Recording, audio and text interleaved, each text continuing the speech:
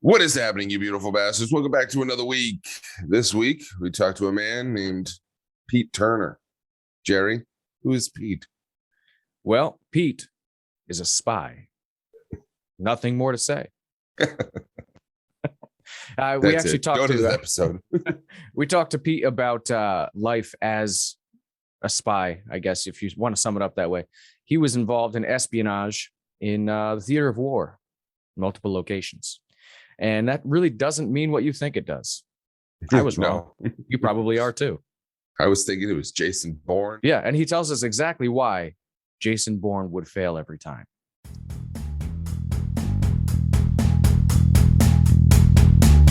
What is happening, you beautiful bastards?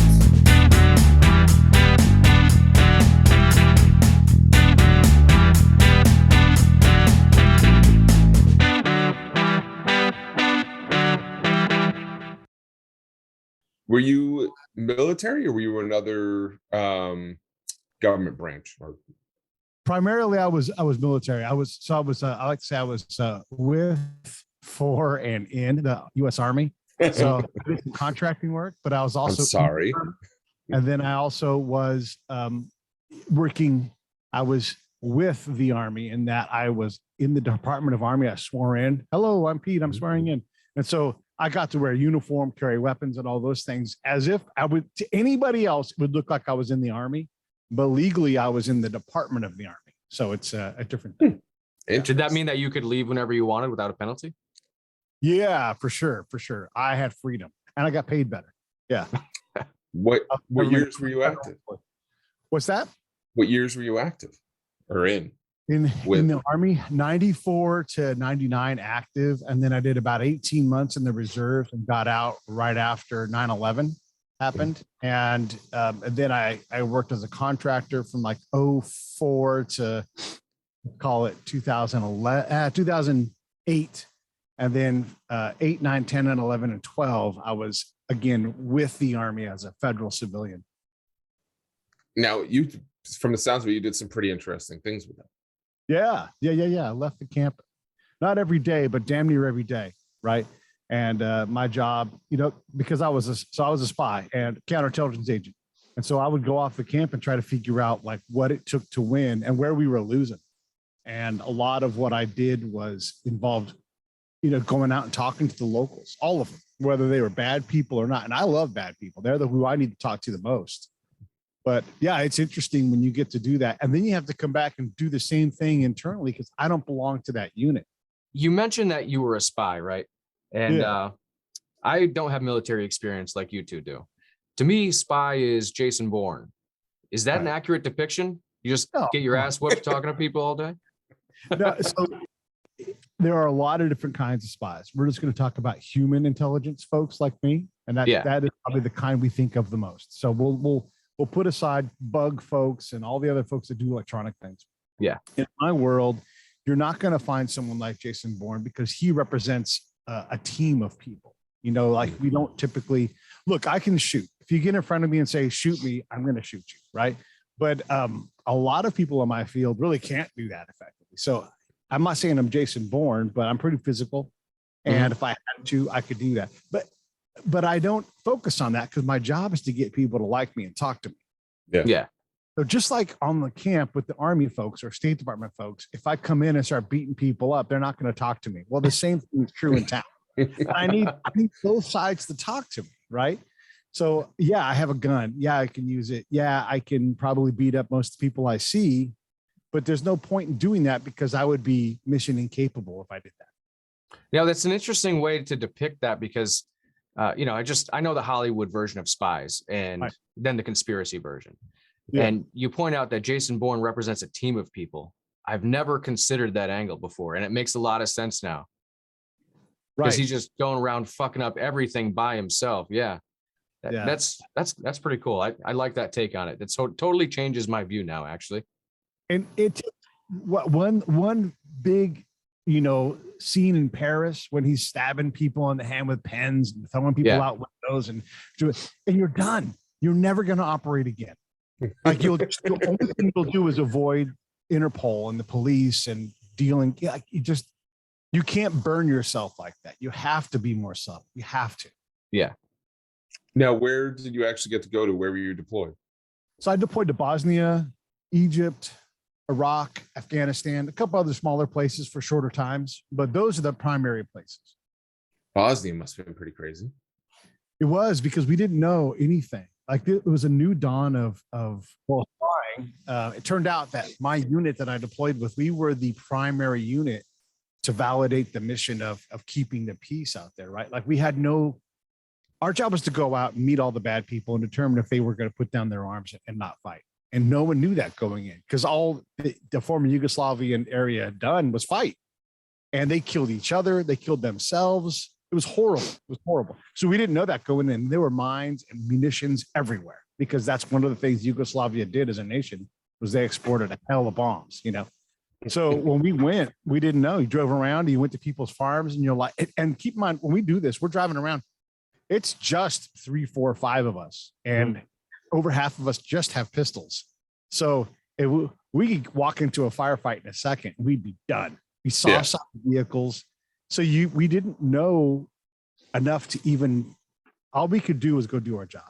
And it turned out it wasn't all that dangerous, but none of us, not even the farmers, not even none of us knew that at the time. But so your spy activities, you were just you were building relationships and getting people to talk, right? Is that just was your goal to exploit relationships to get information? Yeah, I think that's a pretty good way to look at most of what I did. Was my job was to build a network. Keep in mind, I'm always going to say this too, internally and externally. If the commander doesn't know who I am, I'm irrelevant on the camp. Mm-hmm. So I've got to balance my ability to build a relationship internally with the people that are supposed to know and trust me because they don't, right? And then also externally. And there is no pattern. There's no map on either side. I've got an idea on the military side because those are my people. I know if the commander is repeating the words I say, or if the planners are saying the things that I wrote in my reports, I can go, okay, these guys are at least listening to what I'm doing and it's valuable to them. But on the other side of it, I don't know what farmer I need to talk to. I don't know what look, there are people that do illegal things that are not bad people. They're just trying to survive. Yeah. And so a lot of what I had to do was try to determine who I needed to talk to without ever knowing who the people were that I needed to talk to, if that makes any sense. Yeah, I mean, it does. I can imagine that could take some time though. Yeah, it does take time. It does, because you have to build trust, and that's can't just say that. You have to actually know how to build trust reliably, repeatedly, right? So in the again, to use the Army as a mirror, I know who the commander is. I know who the guys who were like the senior staff members, and if they are like, "Hey, that's Pete," that's good. That's a sign that I'm familiar and that I'm starting to build some trust, right? And then when they go to make a hard decision and they turn and they look, "Hey, Pete, what do you think about this?" Now I've got trust. That's a fairly straightforward path. Not easy to do, but fairly straightforward path. On the other side, I have no idea who I'm supposed to meet, so I can build trust with the person who will introduce me to somebody that nobody else knows. So imagine you guys live on the East Coast. Imagine if you had to do something like that for your area and you had never been there before. Like if you were going to find the most influential people, how would you go about doing that if you didn't know who the first person was? Now, was your deployment time frame the same as like standard Army? Yeah. It was as if I was in the Army the entire time. As I got later in my career, I had more freedom, more autonomy, more independence to speak. And those things all come external from the Army, because when you're in the Army, folks don't like it when you're honest and open about things, especially I deliver a lot of bad news. So it takes a commander who can take what I'm saying because he gets why I'm saying it. I'm not doing it to be judgmental. I'm doing it to illustrate where we're losing, and commanders don't like to lose. They want to know if they're getting their ass kicked. Yeah, that's a fair point. So going back to the relationship building thing, if you're walking into just, let's say it's a town somewhere in the Middle East, and you have a target of getting information about Andy Holland, terrorist extraordinaire, but you have no idea who anyone in town is, where do you start? I don't do that. Okay. So one of the things I realized was everybody on my team is looking for threat. Every single person. Right. And so we're all desperate to find Andy Holland. And That if asshole. he doesn't want to be found, especially when the Army's around, guess what? Andy's not. Yeah. And so, and the thing I always say is like the fastest way to not find bombs is to say, "Where are the bombs?" Right? It doesn't work. And so I would never ask those questions. And what happened was, and the thing is you want to think that threat is the key, but the realization that I learned this in Bosnia, that most of what we had to do had nothing to do with threat. Yes, you're worried about someone trying to blow you up. Yes, you let everybody know, hey, it's going to happen. Would you please let me know? And that's all you say. And then you leave it at that, because either they're gonna or they're not. And the odds of you finding that one person who will tell you something in an upfront approach is so low. You should just go for the bigger gamble of, you should go for a different gamble. You should go out and just meet people so that people are like, hey, that Pete guy, let's make sure he knows to stay away from this village. Or I'm a dad. I'm terrified of getting attacked by my neighbor. When I have an opportunity to let Pete know, he never talks about this stuff. So maybe I'll take a chance with him, because it's dangerous for these folks in these towns. Right. And so I would never openly look for Andy, even if the Army's like, we know Andy Holland's a bad guy. If I did look for Andy specifically, I would look for him like, hey, Andy Holland's a good guy. I hear that guy's influential. All I want to do is talk to him, but I would never ask for it directly, because you'll never get him directly. So but let's say Andy's on the fence and Andy wants to not be a terrorist anymore. He's looking for a way out. I might say, one of the things I do is, if you guys have cousins that are in trouble and are looking to try to reset, I can connect them with the people that get people out of trouble. If that's ever of interest, let me know, and let anybody else know that I don't want anybody to get hurt. I don't want anybody to go to jail. I just want to help everything get back to normal here. And if that involves helping somebody from your family get out of trouble, let me know. And what that does is the word gets out. I don't ever ask about it. They show up and they see me, and we on occasion are able to fix that. But most of the other wins that I did had nothing to do with Andy Holland, the terrorist. It had more to do with how we approached the problem and the things that we thought we were doing to win, but actually weren't leading to a win at all. Yeah, you mean like if you were pushing the people away? Right, yeah. Like if you're going to establish a government, right? And which we were trying to do. We're trying to legitimize a new rule of law, hospitals, all these things, and police. We taught and trained the police all the time. And so I'd go to the commander, like, I know you're trying to teach and train the police. Would you like to know if it's working? And they're like, yeah. Because what you get briefed on as a commander is, hey, we taught these guys how to do rear naked chokes. We taught these guys how to give IVs. I'm like, all right, well, let me go into town. And then I go out and I'm like, hey, Jerry, if you had trouble, what would you do first? Like if someone bad came to your door and someone hard harassed, who would you call? And they're like, well, I'd call my buddy Andy. Like, okay, what would you do after that? Well, I'd call my cousin Ray. He's kind of a tough guy. Okay. Ray's out of town. Who would you call after that? And then they start thinking, they never say the police though. Right. And so you're making this badass police force that can choke people out. No one is ever going to call them. That's a problem. Yeah. You're losing. Right. Yeah. You're losing those hearts and minds. Yeah. So did you also take part in trying to fix relationships like that? Like if their goal was to improve the police force, did you also work in tandem to try and help mend the relationship that kind of didn't exist? Yeah. I mean, you're sort of compelled to do that, but there's a little bit of a trick here, right? If you come with all the answers and you're wrong, and you're not successful, and there's somebody behind you on the American side, I promise I've died more often in the staff room than I ever got shot at in combat, right? It's so deadly when you're not around and you have all the answers. So you don't give the answers. And the commander will go to me, Pete, seriously, what you've been around, you've seen this stuff, you see what we're doing wrong. What should we be doing? And I'm like, well, that's the staff's job. I'm glad to help those guys. I don't have a clue. Yeah. Well, yeah, you're like, hey, I have some ideas, but it's not my job. Right? You got a lot of really smart people who know things way more than me. I'm glad to be part of the process of helping solve the puzzle. And I didn't know this right away. I had to learn this, because if I say, here's things we should do, then everybody turns against me except for the commander. The commander ends up losing the fight. So what I wouldn't give the answers. And then the commander would say, no, Pete, really seriously, I want to know what you think I should do. And then ultimately I would say, all right, fine. When they ask me 3 times, I'm like, all right, I will help. Here's one of the things we can do. Do less of it. Whenever you see these briefings and people tell you things are working well, send me and somebody else from your staff out and let us go check it. Let's see what happens 3 days after we say we inoculated the goats, and see what the locals say. And they're like, okay, fine, we'll do that. And then that person needed to be on the staff because the staff people want to get out of their chair. They want to go into the field. So I bring a staff person with me. We would go out after the operation that everybody said went crazy and went great. And I'd say, hey, what happened here 2 days ago? And they'd be like, I don't know what you're talking about. What was the last thing the government did for you? Nothing. What was the last thing the army did for you? Nothing. What about those shots for those goats? Oh, yeah, thanks. I mean, you guys do that every 6 months. That's nice, but really, honestly, we don't care about that. Well, what do you need? You're all a bunch of farmers. I need feed and seed and to be left alone. Okay. And then you look at the staff member, you're like, did you get all those notes? Okay, great. Thanks, sir. And then you send him back. He's like, we have no idea what we're doing. And that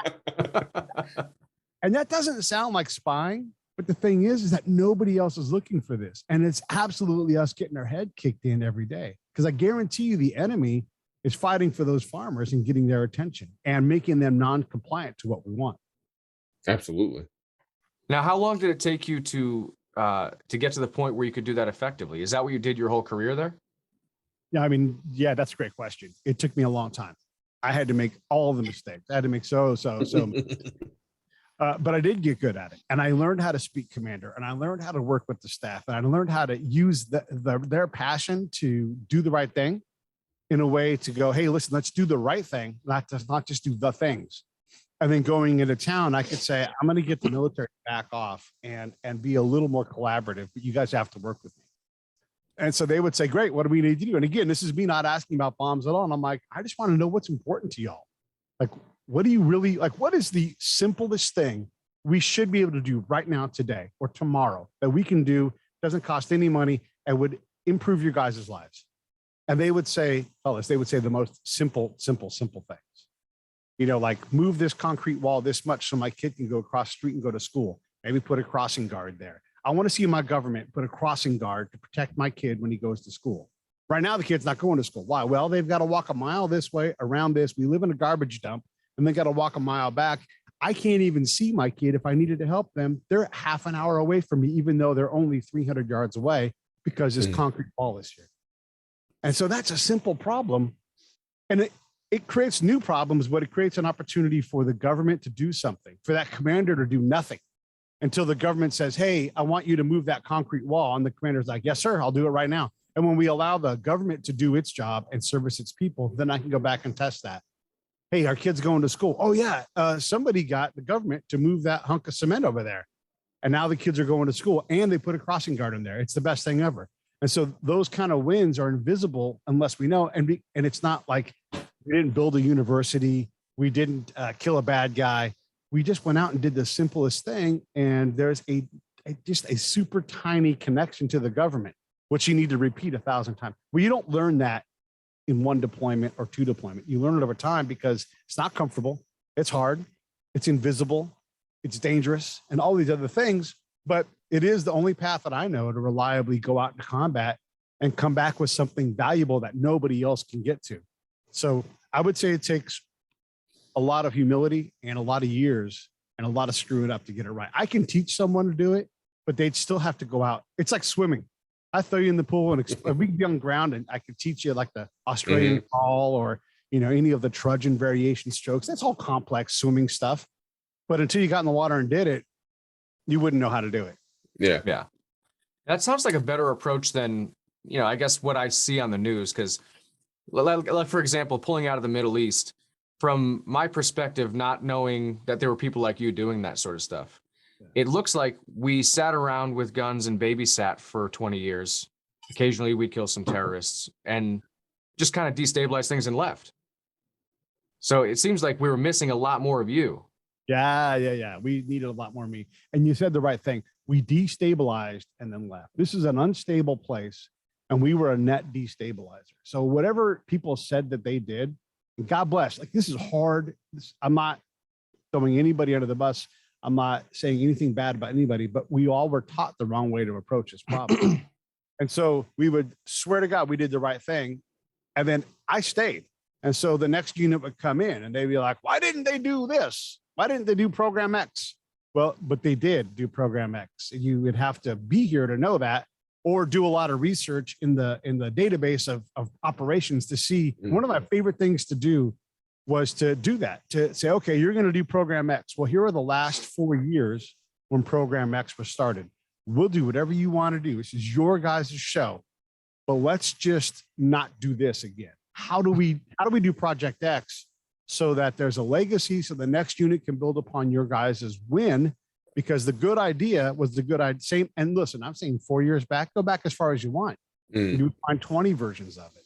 So as a species, we're pretty bad with that, though. We'll keep doing the same thing over and over again. Yeah. Yeah. People say like we had 20 individual wars. Yeah, we did that, but it's worse. We also had amnesia that that war had been fought there the year before or 7 years before. So we came in as if we had all the ideas and all the training, but we didn't realize that no idea was original, and you weren't going to be there to protect your idea and your progress. And that is a big problem whenever we go anywhere, whether it's Ukraine or Africa or anywhere we go, we're bad at that. Yeah, absolutely. I can totally agree with that one. Yeah. Every 7 months to a year, you get a brand new bunch of people that are trying to do the same damn thing again. Yeah. And by the way, every time you go back, you do a different job. So you never actually, like, let's say you went in 1 year, you were a plumber. And the next year, okay, you came back and you were a plumber again, except for this time you were only doing fire suppression systems. And then the next time you came back and you were doing program management for feeding people. And then the next time you came back, you were just doing operational slides to tell the unit what they were doing, and you're like, you don't ever learn how to actually do the job in a super complex place. So that's part of that amnesia and that 20 totally, everybody's been somewhere before, but no one's developed actual professional capacity in their job because they haven't done it long enough. Well, since we're on the topic of the U.S. pulling out of the Middle East, with your experience there, and we've actually, this question comes up a lot when we talk to people that were in the military, but your position is a little bit more unique because you were going in to see how we affected them. How did you feel watching the news and seeing what we did when we pulled out and how everything fell apart? Well, I wasn't surprised, first off. That's the first thing to say. Folks who were surprised just didn't know. But here's when you looked at the Afghan units, they didn't like one another in the unit, let alone the guy one mountain. They weren't, even if they were trained, that training wasn't assessed or trained in a way that made any kind of sense. So when you have a crime lab, right, in which we had crime labs, and you have Afghan police trained to use the crime lab, well, how many convictions are you getting? Well, none. Okay, well, how many cases are going to the crime lab with fingerprint kits that weren't done by Americans? Well, none. Okay, well, what part of the system works? Well, these guys are really trained. Okay, let's go. Let's not tell them we're coming. Let's go see some Afghan cops without the Americans around, and let's see if they can do a fingerprint kit. Ooh, do that. Well, then what are we doing here? What are we doing? If these guys can't put together evidence, but now let's go over to this is what I got to do. Go over to the judge's office. Hey, man, I hear that you're not hearing very many cases here. And the judge is like, well, I don't have any furniture. I'm not from around here. The American who helps me do rule of law said he was going to get me a gun because I don't trust any of these MFers around here because they're not my. And so I don't hear any cases. Well, what do you need to do to hear cases? And then the judge says, this actually happened. The judge says the best thing. It's like, I don't know how it works in the United States, but here in Afghanistan, cases are brought before me. I'm a judge. I don't go get cases. And I'm like, that works the same way in the United States. Why isn't anybody bringing cases before you? He's like, well, I guess you'd have to ask the chief of police or the mayor or lawyers. I don't know. That's not my job. My job is when people show up to hear the case and decide. So that part of the system doesn't work. You got cops that can't put together evidence, which means they can't get any kind of conviction. You have a line 100 dudes long outside of the chief of police's door, which then I go there and I ask them all the questions, and you find out that he's good or bad. He's the arbiter of justice in this area. And that's how he decides to do it. And that probably is the right thing, because then you can ask him, like, why aren't we using the court system? He's like, it doesn't work. And the pace, they just can't keep up. So I just handle it here. I'd like to do other stuff, but someone's got to be the judge. So it's me.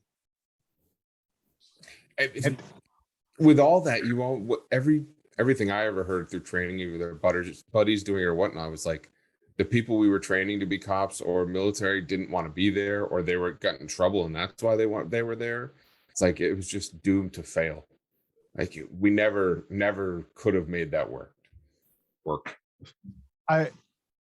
Yeah, it was doomed to fail. It's not that we couldn't do it. I want to make sure I'm clear about this. We could do it. We never bothered to train like we were to take it seriously, right? And so when you ask the question, like, how did I feel? I wasn't surprised because we never trained. I watched unit after unit come through with the same crap level of training. They did great military training. They did not do training for this highly particular, dangerous, complex job. And so you can't do so. So the example I use, and I've written about this, is if I was to ask you about the weapon system, the M4, and the ways to employ it and what it took to train someone to do it, you could have a conversation that was so detailed. You'd be like mouth open, like, oh my God, they know everything. The kind of optics to use, the ranges to use, the round, oh my God, right? But if I said, how do you establish rapport? I mean, no kidding. How do you establish rapport? How do you know when you have it? And then how do you go from that to building trust? What is the step-by-step systematic way to do that? Just as if you were going to try to teach someone to hit a target at 600 yards. Where's the detail? They'd be like, oh, you just establish rapport. And I'm like, okay. I was going to say, I know for a fact in the training, it literally just says establish rapport. That's it. After you've established rapport, then you build trust. Well, how do you exactly? Yeah. And so and this is the most basic thing. Here's another, and Andy, I think you'll appreciate this. There is no professional course on how to work with an interpreter. There is not a professional course on how to be an interpreter. And there is no professional course on how an interpreter and an operator can go out together and establish human contact, establish trust,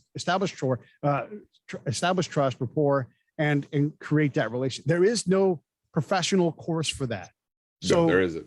How are you supposed to do that if no one's trained you? I'm not saying you can't do it, but there's not an institutional approach to this so you can reliably and repeatedly do it. But I also wonder at that same token, like that's kind of one of those things. Can you teach that? Yeah. You know what I mean? There are some people who I feel like they can't have a conversation with someone in their own country, like, who speaks their language. Now I'm going to put them in another country and have them talk to someone who doesn't speak their language. I mean, we'd go places and you could see who has the charisma to actually go out and have a conversation, figure things out and go do things. Some people just have that and some people don't. Yeah. And listen, it's like leadership. Some people are naturally leaders to a point. Right? Some people are trainable. Some people aren't great leaders. You have to actually care enough to figure out what that looks like. So yes, you can teach people to do it. Look, send people to a sales course. Send soldiers. If you're going to send them overseas to do really complicated stuff, send them to Bogota first. Go get an interpreter, start working on figure it out. You've been trained, go do it in the wild in a place that's relatively safe, right? I'm doing quoting fingers if you guys can see. But we don't, because we don't care to do it. But what we will do is we will send a bunch of tankers to Afghanistan. And for those that don't know, and I'm beating up on tankers, they can take it. The tanker motto is death before dismount. And the very first thing they do is never mount anything. They have no tanks. They're not going to roll around in tanks. Well, what did they do in pre-combat training? They went to NTC and they drove around in tanks and had tank fights, but they weren't ever going to have a tank fight in Afghanistan. So you can't prepare like that and then tell me on your way out the door that these guys are ready to go, because I know better. I know better. I think the U.S. military and I don't know, the last 40 years has really need to reevaluate how we do things. The problem is we look at it and we say, all right, it's realistic to send people out for 6 months, 7 months, a year, and then pull them back because they're people and we want to treat them enough to where we don't lose them and things like that. But then again, when it comes down to a military fight, like that's how you lose. Yeah. You don't keep people in. I mean, you look at like World War II or Korea, how long people stayed in theater. Like there's a reason these people are lost their shit to a degree, but at the same time, that's how you win a war. The people who have learned the lessons are still there and they can pass that lesson to the next person. Not, we were there for 7 months and we're gone. The new people are in. Right. They can learn their own shit, go on their way.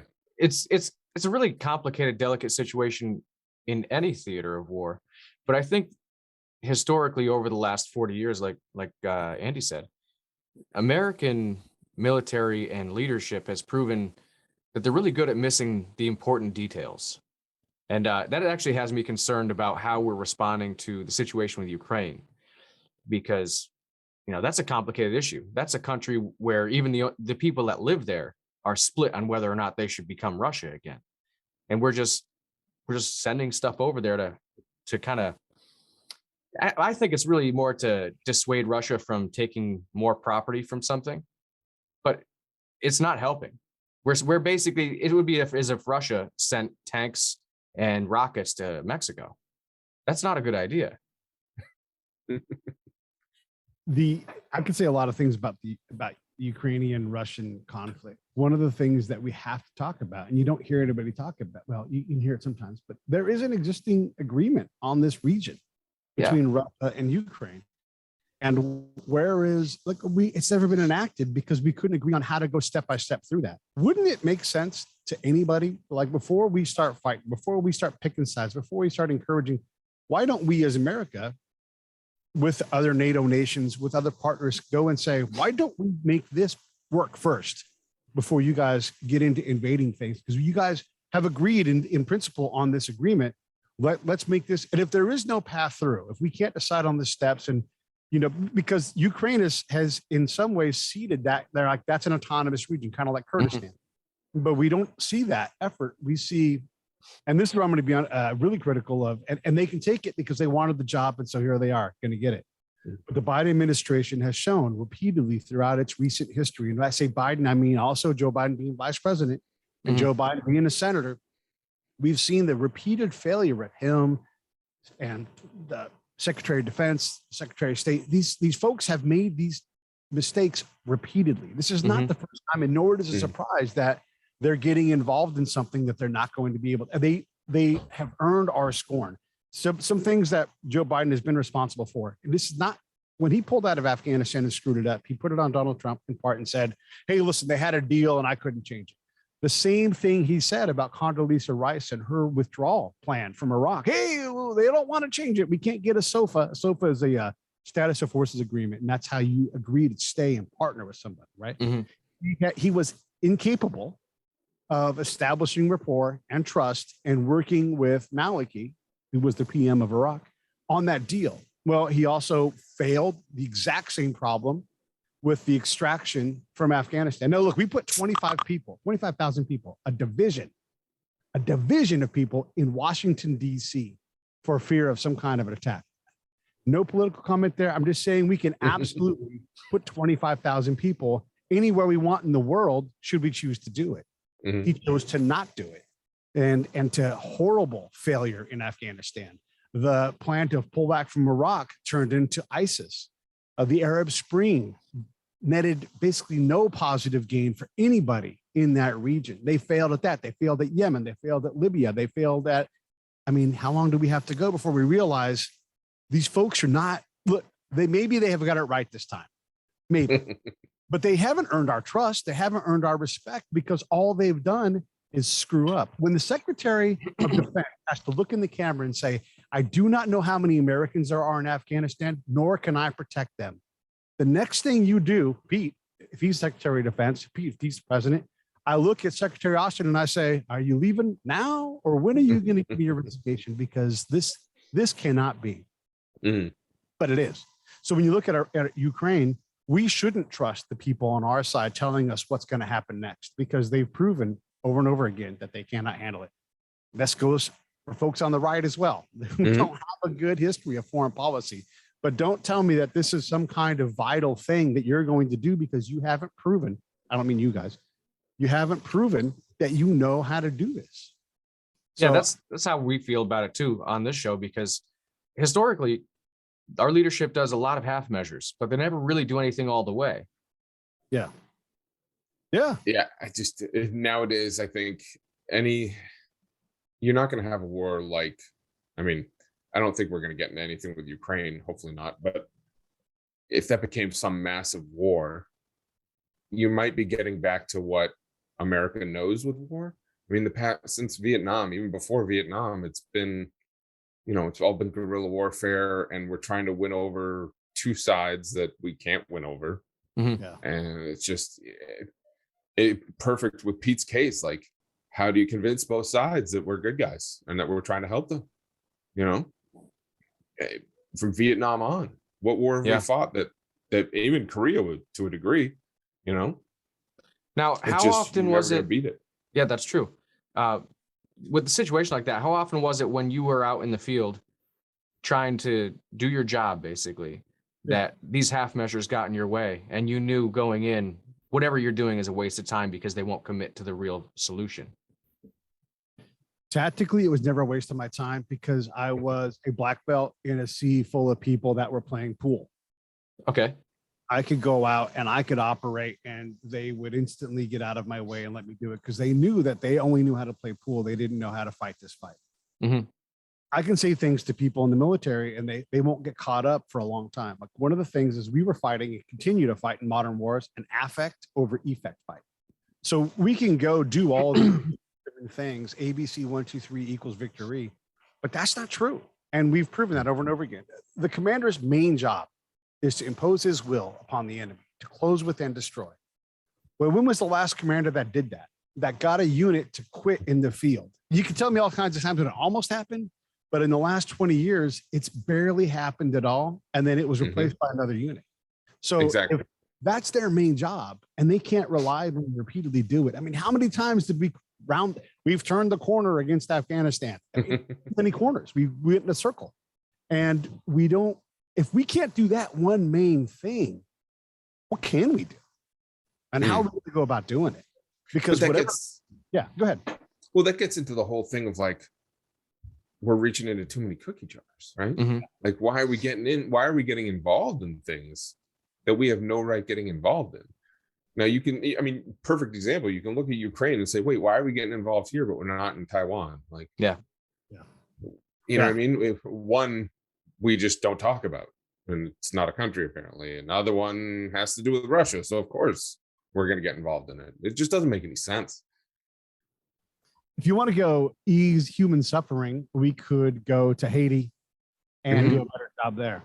Haiti is closer to Houston than Seattle is. So, at some point you're like, hey, I don't want to swear. You're good. We completely fucked up Haiti. It's no better. And then the next time something horrible happens, it won't be the last time. And so we can't even get that right. And that's a small place with a small amount of people who are in one way, energy poor, right? We could, if we figure out a couple of the small things, you could start to make progress because they're so screwed up. Now we want to go to a place where NATO as a body hasn't said, hey, we're going to use, our ability to lock fingers together into a fist and push Russia back. If Ukraine is important, why isn't NATO saying, hey, let's get together and let's deny Russia this thing? And if it isn't, well, then why is it important to us? Southern border, where there's fentanyl coming in and killing 100,000 people, whatever it is a year. Fentanyl killed in part Prince. I mean, Tom Petty, over and over again, right? Mac Miller. All these people are dead in part because there's a fentanyl explosion. And some of these people are getting legitimate medicine that's been tainted with fentanyl. And we didn't even know. You want to deal with the problem that's killing Americans? How about right there? I'm not saying you can solve it, but don't tell me that Ukraine is high on the list when we're not going to deal with our own stuff. If the whole NATO thing, like, I wonder, like, do they actually have any power anywhere? Does anyone actually give a shit about them?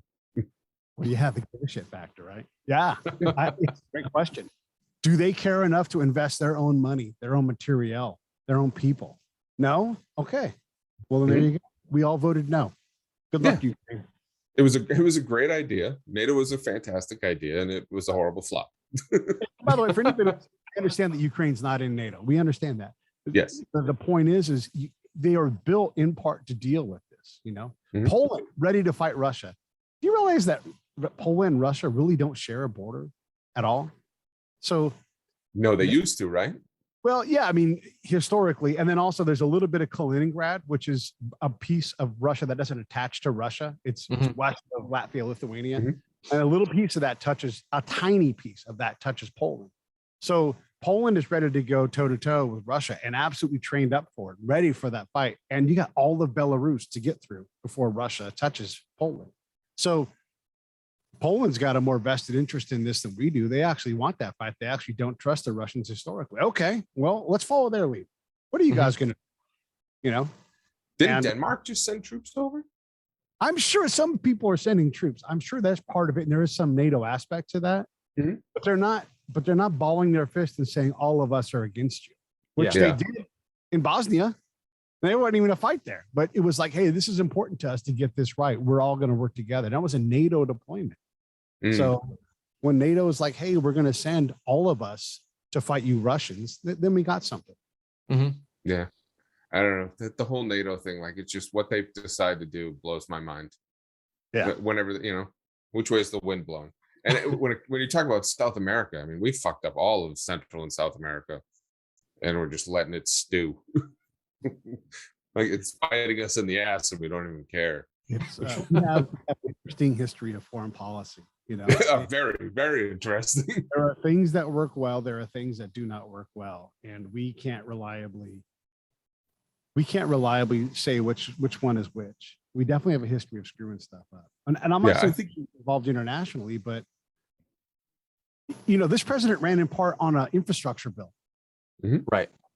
He can't even build a consensus to get that done. I think we all want it done. But by the time you get through all the BS and everything, here's a guy that knows the Congress like crazy. Why doesn't he focus there and just say, I'm going to get this one thing done? Don't give me any other bullshit. No other line items. Let's just do infrastructure. Can't do it. Well, then you're the boss. You failed. Don't take on other stuff until you can get that thing right. Yeah, I like your outlook. So let's say, because your experience is kind of, you're not really a fixer, but you identify problems and you can come up with solutions to fix them. So let's say now you've got some power in the United States. What do you think that we could do in the current state of our country to make things better? What problem do you want to fix specifically? Oh man, that's a tough one, isn't it? We have so many. Well, we don't though. That's true. So let's talk about the military aspect with the things going on in Ukraine right now.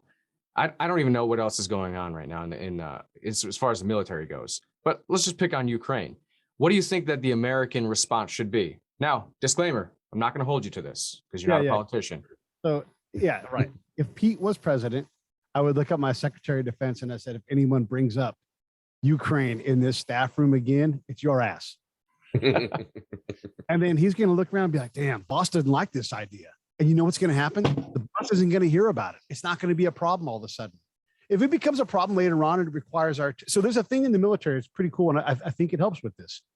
Is this a battalion level problem? 1,000 people. Is this a battalion level problem that they can handle in-house? Yes. We'll stay out of their business. Let them do it. No, this is a multi-battalion problem. It's a General Soleimani and his crew of EFP planters in Eastern Baghdad, where I was, and there's multiple battalions being impacted by this EFP problem. They can't communicate well enough across battalion boundaries because they're busy with their own stuff. So the brigade is going to get involved. The brigade is comprised of multiple battalions. We have a multiple brigade problem with EFPs in Baghdad. So now we're going to push this up even higher to the army level. And we're going to have all of the Baghdad army level assets looking at this EFP problem. Oh my God, this is actually also happening. So you work your way up. So when Ukraine becomes a presidential problem, that should mean that there's only bad choices left and only you, boss, can solve this problem and make a decision on this. We have ideas, we have thoughts and all those kind of things. But then you can look and go, okay, well, let's pick this option. And by the way, Pete, as president, would also look at Congress and say, this seems like this is your guys' problem. You guys have the checkbook. What are you guys willing to pay for? Because President Pete's not paying for this. So I'm glad to hold my finger in the dam and spend some of my, political authority and capital to kind of get this going. But you guys have 60 days to come up with how you want to approach this legislatively, financially. And if you don't, pull my finger out of the dam and we're going to move on to the next thing because that's not a problem that you guys care enough about. So I no longer care about it as the executive. I'm going to absolutely lean on the House and Senate to do their. You want to deploy service members? You better pay for it. You better declare war. Do whatever it is that you're going to do, because as the executive, I'm not focused on that. I'm going to focus on the problems that are over here as the executive, and I'm going to put good people on other problems like fentanyl or whatever it is. How about Pete would say, is that problem more, President Pete would say, is that problem more important than creating some unity in our nation? Well, I don't think so. So we're not going to deal with that right now. I'm going to focus on some unity, because if I can't create consensus as a leader, then I have no business solving a problem, because I'm not the king. I represent the people. What do the people want to do? Hey, the people want infrastructure. Okay, great. Well, that's where I'm going to put my efforts. I'm going to build consensus around that. President Pete gets my vote. Pete 2024. It seems like we've just got a country of like micromanagement or indecision. You know, it's like we're just going to stalemate on everything. Yeah, we're not going to let the other guy just. I can't, even if I agree with the majority of what he's trying to put out there, I won't do it because he's on the other side. Right. Yeah, that's one of the reasons I don't pick sides, because it's not about sides. You know, my Republican friends who are so excited that they're going to take over the House and the Senate. Great.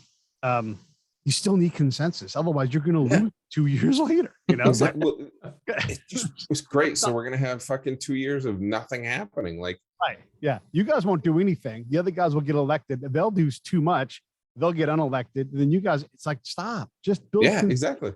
Stop doing that. You know. Yep. Nope. I agree.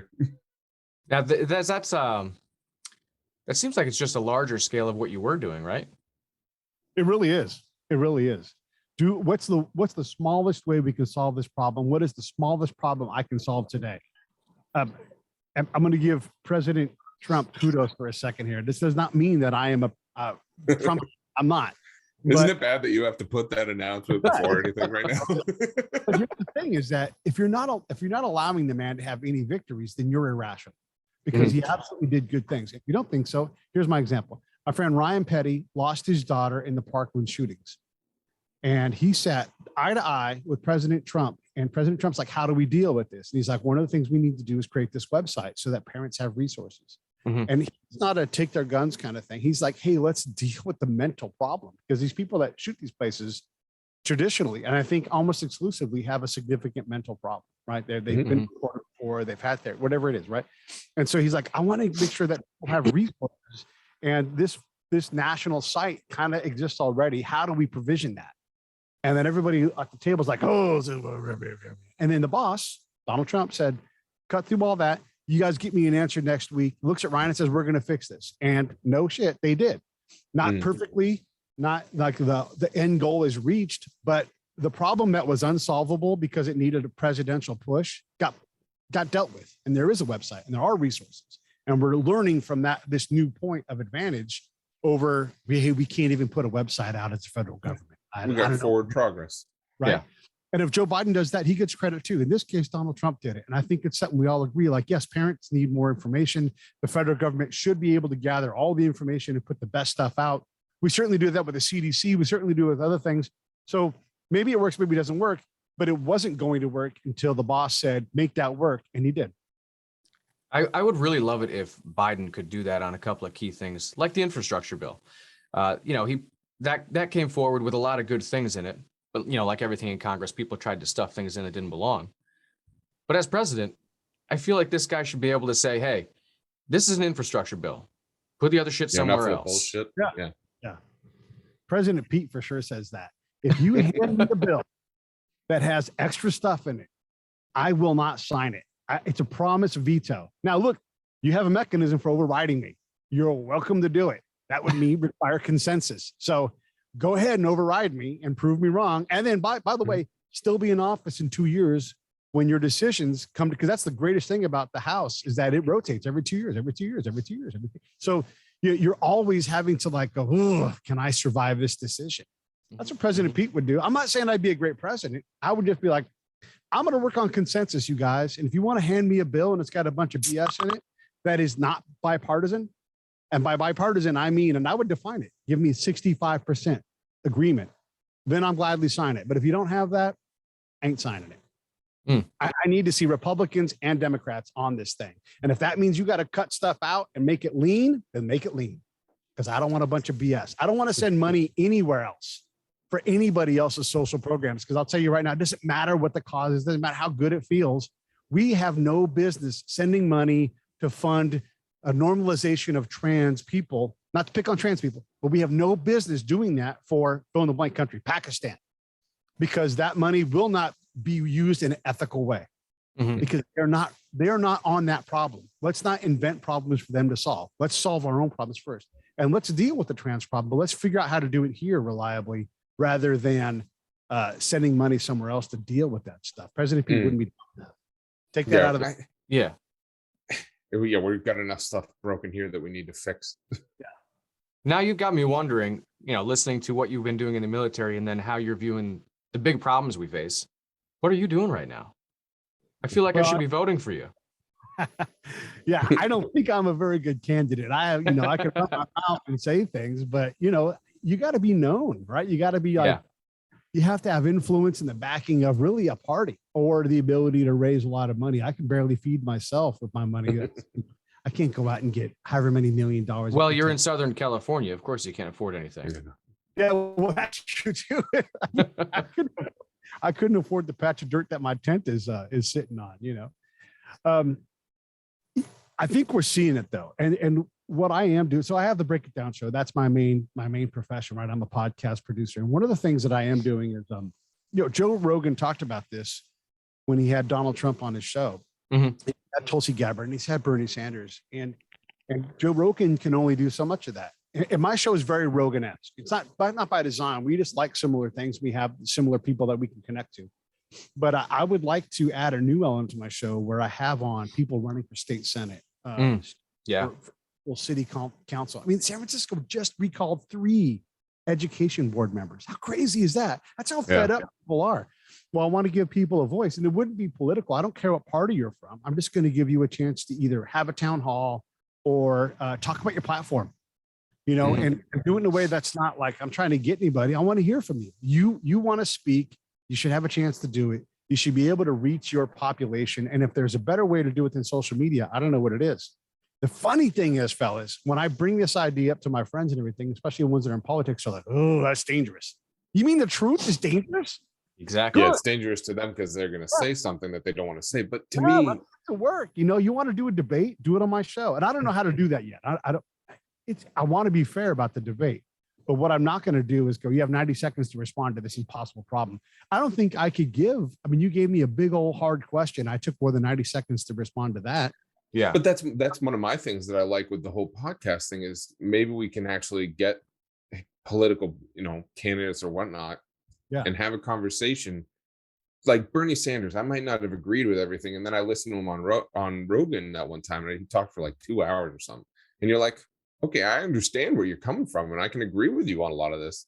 I don't know where you're going to get your funding, but I can understand where you're coming from. Where if I just went off of these 60 to 90 seconds things, I would just think he was a madman. Right. And his answer to funding is tax the rich. Fine. Okay, great. However, that you guys always say that in the government, and you keep wanting more and more. Then what? If it doesn't work, when are you going to assess whether it worked or not? That'd be a question I'd ask a lot of people. And I would Where do I get to hear the pay cuts? Yeah. I don't think Bernie Sanders is a bad person. I think he genuinely wants to help people, and he's got his trick. His trick is let's tax the rich, and that keeps him in office.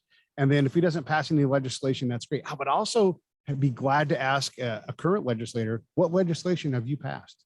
What have you done to fix a problem in your district? What are you most proud of? But ask it in a positive way, because I'm not trying to hammer anybody.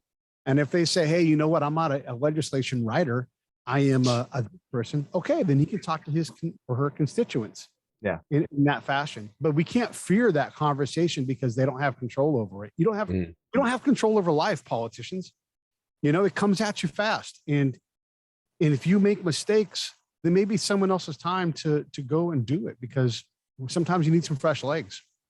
I also think, though, that as a society, we need to remember, just because you don't like someone doesn't mean that they're not amazing at that job or the person to do that job. We have this thing right now where it's like, oh, they did something wrong, get rid of them. And it's like, wait a minute. maybe that was the answer for that. Maybe that was the best possible outcome we could have had.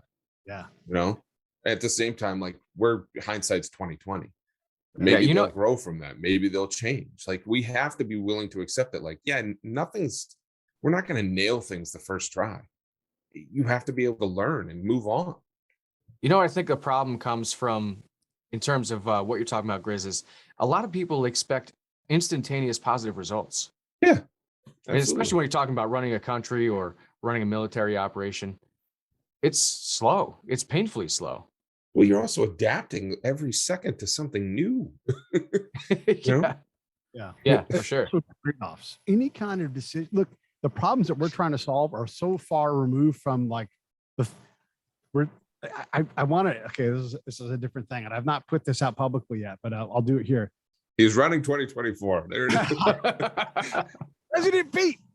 Yeah. So I actually have a very funny. I can share it with you guys. I have a very funny meme with me and Pete Buttigieg, and it's like compare and contrast. And I'm like, you've never even heard of me. So if that guy's good enough to be the Secretary of Transportation, what am I doing? You know, like, let's go do it anyhow. But my thing is that we do all these things to like denigrate ourselves and put ourselves down. But the U.S. is actually very, very successful in so many ways. We have this quiz that you give kids and say, okay, what kind of white privilege do you have? And you ask these questions. But it's a magician's trick, right? Like a magician does a card trick. You're like, pick your card. And then they ask you these questions, but there's a known answer that they're getting to by having you go through these different questions. So I want to do the same thing that they do at a national level. And I'll just say like this, like if you defecate into a commode in your house and you push a button or a lever, does it disappear? Yes. Do you ever have to think about that product again? No. Does fresh water come in through your house? Yes. Do you poop in fresh water? Yes.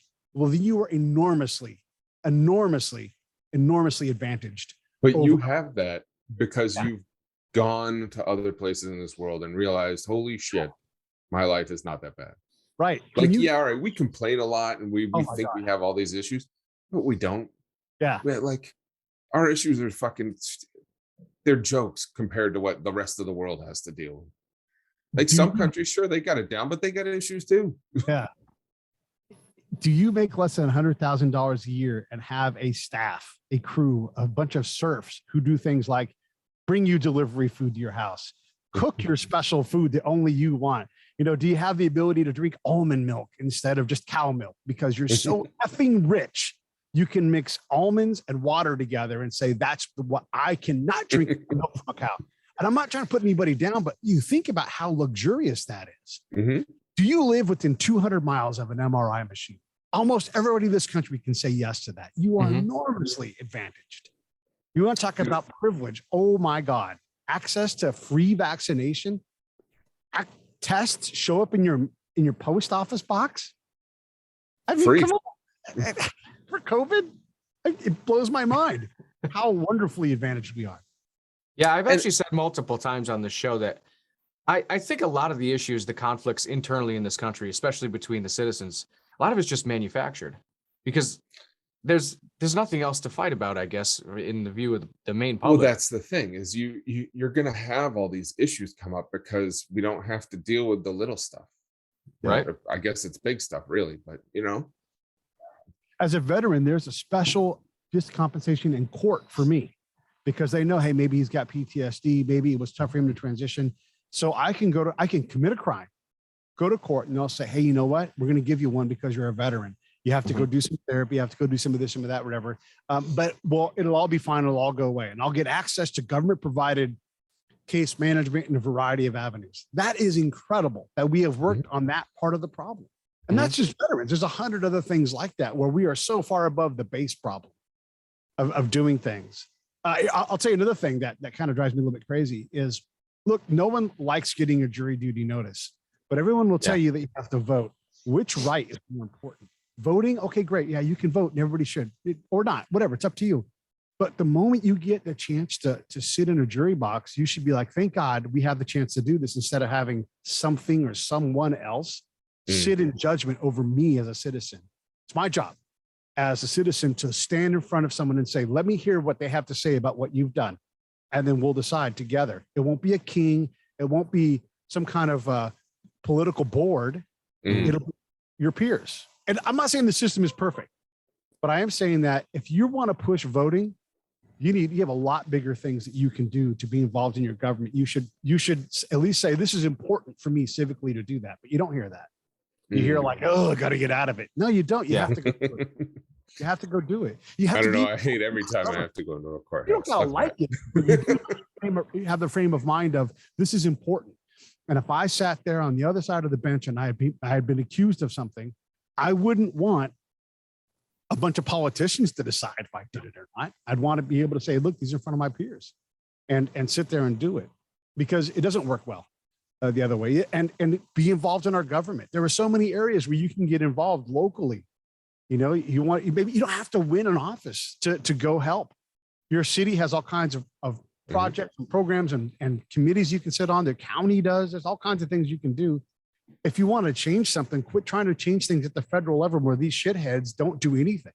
I'm tired of seeing Ted Cruz get a soundbite of him. I'm yelling at Twitter, and then do nothing about it. Nothing. Just getting his moment in the sun. F that. Go change things locally.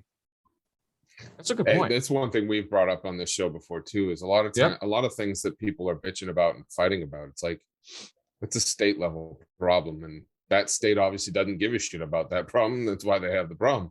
But if you look at your state, it's probably already taken care of, and it's something you already agree with. That's why you live where you live, or need to move. I've gotten in minor arguments. I'll call them disagreements with people who, they got these big grand ideas and they'll yell them on social media, and then I'll say, well, I disagree. Here's what I think, and then they'll say, well, what are you doing? Because obviously they're not doing anything. I'm like, well, I have a podcast, talk to people about it. That doesn't mean anything. But it's part of the civic process, right? If I get involved in an argument, we struggle what to do with Native American folks. And I don't mean folks that were born and have been here for hundreds of years. I mean, like the Native, like First Nation people. And we're all desperate to do something about it. And so we treat each other like shit about it. I think it's horrible that there's no team named the Cleveland Indians. Could we do a better job in it? Okay, great. But let's not erase them from history with something stupid like the Guardians. I mean, they want to change the name of their team. They can do whatever they want. But let's not, like, I like Indians. I want to see them do well. Let's not ignore it, and go, problem solved. There's no lady on the stick of butter that I bought. That doesn't solve a problem. And so you have this thing where, we get upset and we get offended, but you've never been to a reservation. You don't know anything about these people. This is the thing I've learned in combat. Don't presume to improve the condition of something or someone you refuse to understand the condition of. Simple as that. I don't know what Indian folks care about. Maybe they don't care about the name Indian. Maybe they're stoked about it. Maybe like, if you made these 3 changes, we'd be all for it. That'd be our favorite team. Maybe. I don't know. Yeah, I remember that particular issue got a lot of division, because there was a lot of people who, they're Indian, Native American, whatever you want to call them. They were like, that name's fine. Yeah. But there were a few that were like, yeah, that's a terrible name. But you never heard anything about it. They wanted to get rid of. Yeah, but you never heard anything about it until your social justice warrior with nothing better to do is like, I bet you this offends someone. Let's change it. Yeah. What if it was the Washington fill in the blank Native people every 2 years? They just changed the name. It's the Iroquois this year. It's the whatever. And what if you honored them and did it to, like, these are Americans. These are the people that were here first, and we want to honor these people. Okay, that's the other thing. Get down with that. Hell, I'll buy some of that merch. I'm not even a fan of that. I don't even like the NFL, for crying out loud. But you know what? I can get behind that instead of just saying, "Oh, it's I don't know what the team name is now, but I don't care." I don't remember. I would never buy Washington, whatever it is, fill in the blank gear ever, but I might buy it if it was honorific to the First Nation people. That's the thing. I wonder, like, when the teams went out to name these things, they weren't naming them that because of, like, they weren't malicious in the names. They were thinking them as like warriors. You know what I mean? They were doing it in a sense of honor and bravery. That's what they were looking for. And all of a sudden it gets turned around and now it's an offensive thing. It's like, wait a minute, they weren't. Yes, let's be offended by this. Yes. And now we have teams like the Green Mean. Okay. I've never heard of that. It's not very good. We because actually have everything else is you can't use. we have a state team. I think it's the baseball team here in Hartford, Connecticut, and they took I think it was just submissions from the general population. Like, what should we name our team? They settled on the yard goats. Very inoffensive, What's the very yard? neutral. Is it just a goat in the yard? I don't know, but their mascot's a goat. It's not a very good baseball player. It's not even that athletic. Can't even hold a bat. Yeah. It's a Yeah. Grizz and I actually advocate people should, not everyone can go to another country, but people should at least look into what life is like outside the United States. Because you hear a lot of people reference, like the Nordic countries and how their socialism works great. But I've talked to people there and they're like, yeah, some of it's cool, but it still sucks. Yeah. You're never going to be perfect. You Yeah. can't be. When you go to a place like Sweden, and I'm not against any place. I'm for it. And if they've got a way of doing it, that's great. They're different. And you look at ethnically what Sweden is, it is not as ethnically diverse as the US. The US is, I think, the most ethnically diverse when you self-select to come here, country in the world, right? So if I was to go to Sweden and I would go to a bar with a bunch of young folks and say, hey, I'm going to drink, I want to start a tab, and just let me know when it gets to $1,000. The Swedes would lose their minds because that was so frivolous, Yeah. But I'm like, I'm on vacation. I've budgeted $1,000 to have a party tonight. And they would lose their minds because that's not possible for them. That's so over the top. So there's things that we can do here. I mean, you've got young people that own cars that are $250,000 all over here in Southern California. You see it all the time. Right. See Mercedes G-Class, vehicles, all these things that cost six figures for the vehicle itself. I'm not saying that's a good thing, but I'm saying that doesn't exist in Sweden. We could have state-of-the-art medical care. It's the better way to say this. We'd have state-of-the-art medical care. If everybody gave up what they currently have and said, I want something state-of-the-art, government, please go do that. And then we all understand our 6 month transition period. We'll figure all that stuff out. No one's gonna die because of this, but we're gonna come out the other end with something that's cheaper, performs better, and everything else. No one would get in that line. It won't happen. They can promise all they want, but it won't happen. Yeah, it won't happen. And even if they did, like, this is going to happen, but you have to give up everything that you have now. Yeah, most people wouldn't do that either. Right. You have to give up what you have now for medical care. Well, I like my doctor. Well, I like my thing. Like people talk about term limits. Vote your person out. We don't need term limits. We all have the power to eliminate a person from office. Just vote your person out. Well, not my person. Well, then what are we doing? Just do it. Just vote out your incumbent if you want to have term limits. Term limit your person out of office. Go run against somebody. Go do something. If you're not going to do it, then they're not going to solve. That's the problem that we're solving. It's not important enough for people. That's a good topic to get into here. I just started telling people here in Connecticut. I can't remember her name right now. I have it written down so I don't forget this, but someone's going to be running for, I believe it's the Senate. She's going to be involved with a lot of the regulations that go on in Connecticut. And also in Connecticut, we have an issue with the company called Eversource. They deliver electricity and other utilities all over the state. They're out of control. They raise rates whenever they want, even though they need permission. We just give it to them. Yeah. And the person running for this position is married to one of their C-level executives. So I've been telling everyone, November 8th is very important. I don't want my electric bill higher. Do not vote for this person. Yeah. This is why we don't trust folks in government. Hey, we're gonna pass a bond measure. We're gonna pay for this new bridge or this bridge maintenance with elevated fares. Okay, great. Yeah, we need the bridge, cheaper than a ferry. Okay, great. Well, we're also gonna make gas be more expensive, tax it more. We're also, yeah, and then we're gonna raise the bridge toll again. Well, why? Well, because we can. Well, what's that money gonna go towards? Stuff. Like, no thanks. No thanks. No thanks. Get out. Go away. Go do something else. Get your hands out of my pockets. You're not making my life easier. It'd be one thing if every time they made a decision, you're like, actually, that's better. And yeah, I think most of us, if you lined us all up and said, do we want to kick in some extra money to make sure that X is provided for, whatever X is? And a lot of us would be like, yeah, I'm into that. I can do that. Yeah, we need a new fire engine. You know what? As a community, we can afford that. How many fires do we have a year, by the way? Yeah, it's so few. Five. Okay, well, maybe we don't need a new fire truck. Maybe do with what you got. But we don't approach it that way. We go, oh, we need a new fire truck. Oh my God, it's out of code or whatever. You're like, well, but and then I love firefighters, but if you look at what they do predominantly in a lot of the nation, they're not out fighting fires. They're out on calls doing health and welfare checks and doing this.